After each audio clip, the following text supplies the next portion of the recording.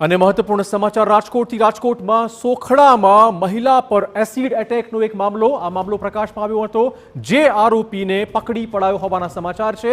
સોખડાની આ ઘટના હતી। એસિડ એટેક કરનાર છેવટે પોલીસ પહોંચમાં આવી ગયો છે।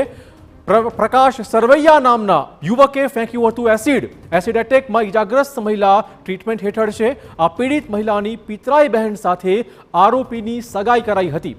पीड़ित महिलानी बहनना बीजे लग्न कराता एने एसिड फेंक्યું હતું एक महिला पर।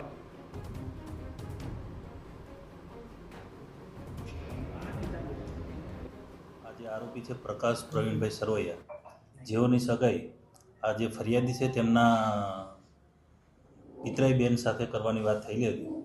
ए दरमियान आ अवारनवार आवी अने कहेतो अने ते दरमियान आ एनी जे पितराई बेन छे एने लग्न करी लीधेला होय बीजे, जेथी आवीने बीजे लग्न करेला छे तेनुं सरनामું आपी दे अथवा तेने मने शोधी आप एम कहीने वारंवार बोलाचाली झगड़ो करतो होय, जेथी ए बाबते फरियादी जोड़े बोलाचाली झगड़ो थता फरियादी उपर एने शरीરના ભાગ પર एसिड नाखी अने गंभीर इजा